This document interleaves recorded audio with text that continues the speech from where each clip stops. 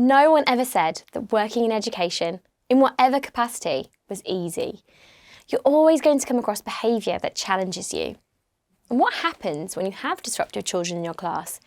How do you connect with them and get the most out of them? It's so easy to connect with the well-behaved kids and find the good in them. But how do you find the good in the children who don't make it as easy?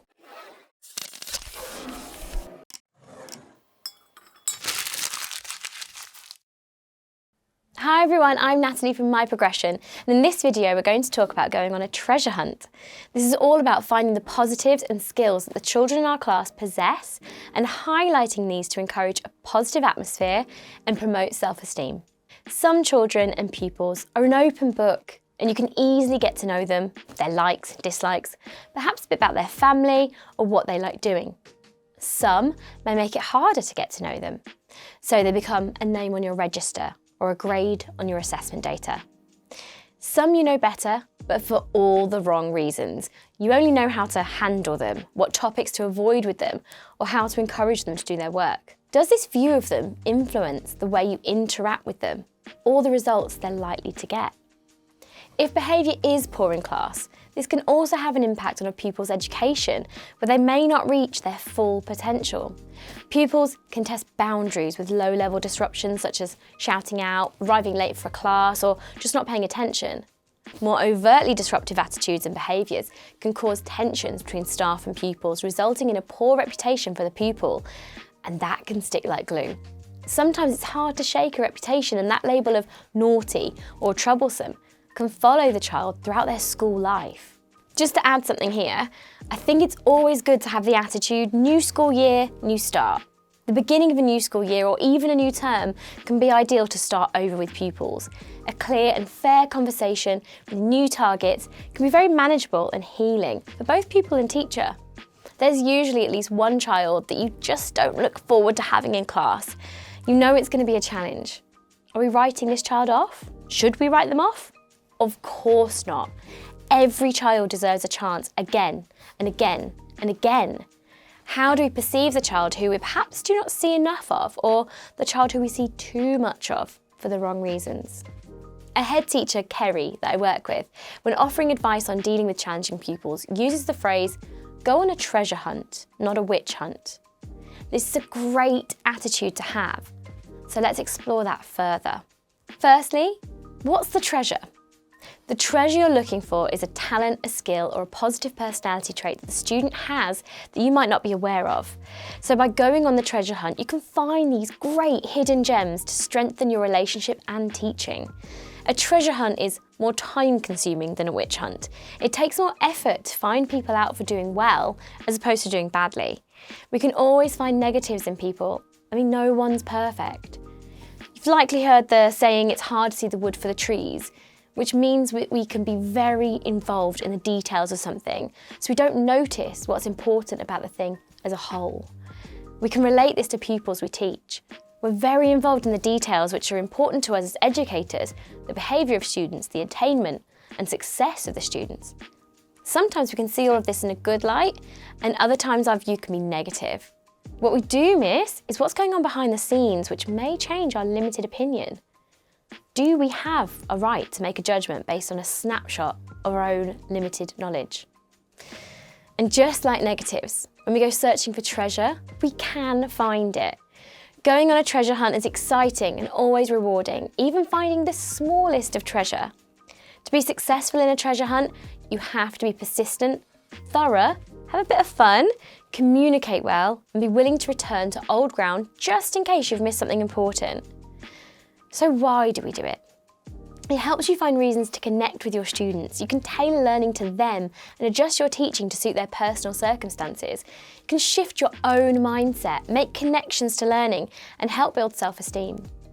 These little snippets of information help us broaden our opinions of these pupils who can either skirt under the radar or the opposite and be blatantly visible and present. The information can then be used to inform teaching and play to the strengths of the pupil.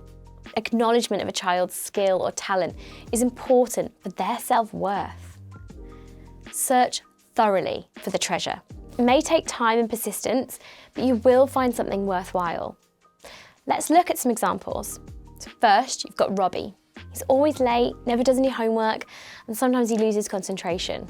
In conversations, you discover that he goes to help his nan before and after school every day, as she needs help due to being housebound. He doesn't complain about this or see it as a burden, and he genuinely cares and wants to help his nan.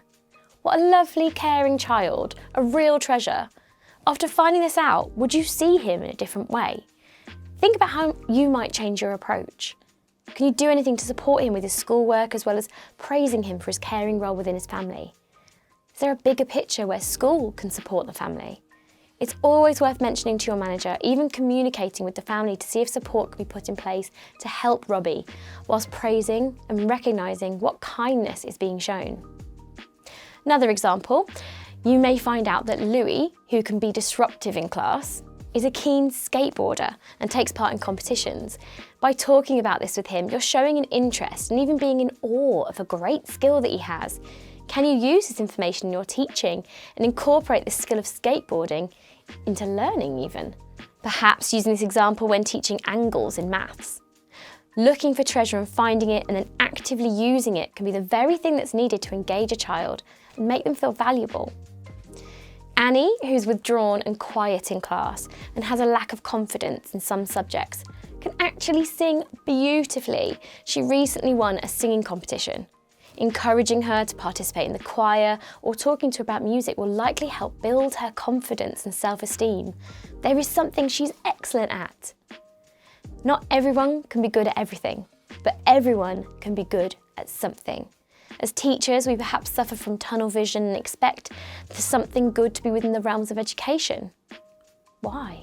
We need to dig, and sometimes dig deep to find treasure, to find that attribute you admire or can work with to make a bond, and even use to guide and encourage in a positive way. So how can we go on that treasure hunt?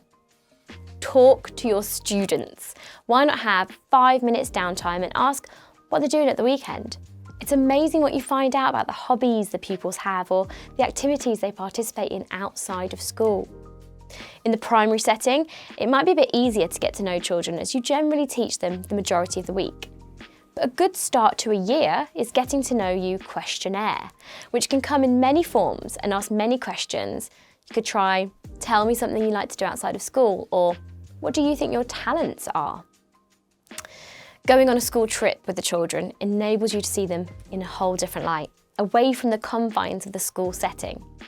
School residentials or longer trips allow you to spend time with your pupils. It's often here that you find the treasures. Finding treasure allows you to celebrate with pupils and play to their strengths. You've some insight into the pupils and can aim to relate to their interests and even use it in a positive way. We'd love to hear from you and any of your experiences with children where you've persisted and found the gold. Please drop us a comment in the box below. Whilst you're there, why not like, subscribe and click on the bell to keep hearing more from My Progression. Going on a treasure hunt changes your perception and attitude in a positive way. This doesn't mean that our school life is going to be all rainbows and unicorns, but it may make a difference to our teaching and to the students we teach. Everyone has something to offer. Joyce Meyer, an American author, wrote, "Potential is a priceless treasure, like gold. All of us have gold hidden within. We have to dig to get it out." We need to all keep digging. I've been Natalie from My Progression, and let's keep your career in motion.